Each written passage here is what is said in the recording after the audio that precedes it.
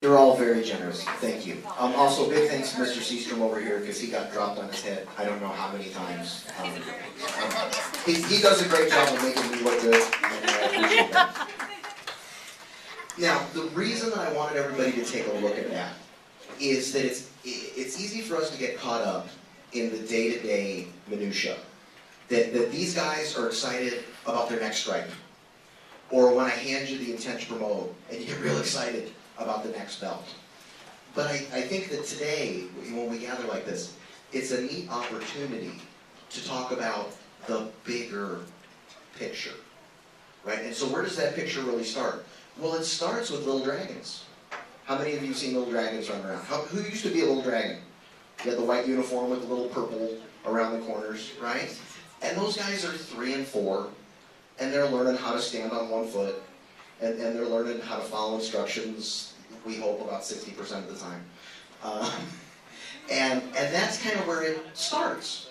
And those guys have their own curriculum, they have their own belts, and it's a program that was built for a lot of these little brothers and sisters who aren't ready to be in class with coach yet, because I go too fast and I'm not patient enough. And so we created a spot for these 3 and 4-year-olds to get started, to help them get ready when they move into the Little Warriors class. Now, how many of you guys are Little Warriors or used to be Little Warriors? Right? Bunches of you. Bunches of you, right? And so what happens in there? For a lot of you guys, that's like the beginning of your real martial arts. And we've noticed that with a lot of the Little Dragons. Like, they want to kick more, and they want to punch more, and they want to do more of the cool stuff. And they don't do tons of that in the Little Dragons class because they're not ready yet. And so Little Warriors is sort of the beginning of what we might call real martial arts, for lack of a better way to describe it. And then we bump up into Kids Crew. Anybody here at Kids Crew? Any of my 8, 9, 10, 11-year-old kind of crazy people? Right? Okay. Right? And do things go a little faster in there? And does Coach expect a little more from us in there? Sure we do. We cover more material and things go a little faster. And then in addition to those age changes, right, you guys start out as level 1s and then you're level 2s. Anybody here got a green belt? Got a green belt with some blue stuff on it? Got a blue belt, a blue and purple belt, right? And you'll see those guys running around, they're level 2s.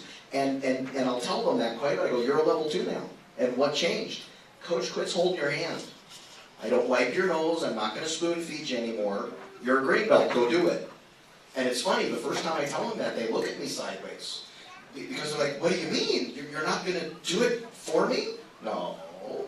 You're a green belt now, you've been doing this 2 years. Handle it. And they rise to that. They rise to that.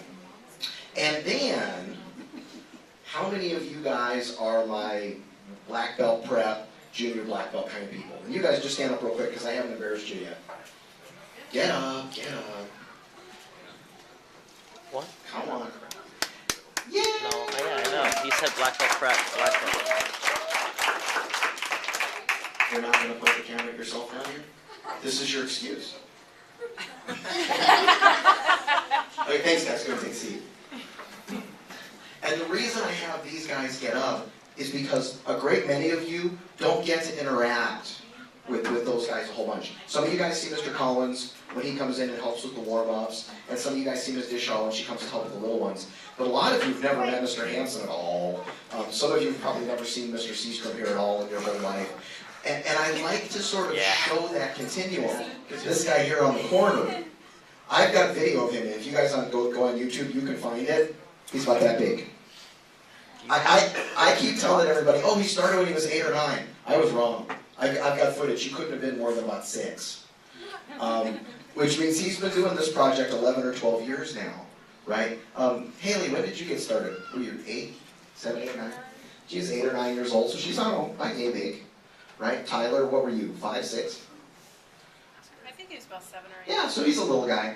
And the point that I make is, they start out down here. And we pick up birthdays and we get better, and we pick up birthdays and we get better, and we pick up birthdays and we get better.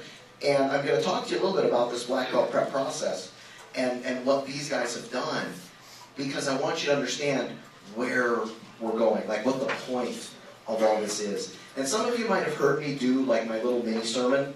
You don't get a black belt, you don't earn a black belt, you become a black belt. that all this stuff that I'm asking people to do, and the longer you're with me, the more I'm going to ask you to do. Is that fair to say? Yeah, the longer you're around, the more I'm going to ask of you. Because as you become better, you need to do more challenging things to continue to become better. It's about sort of that long-term personal growth.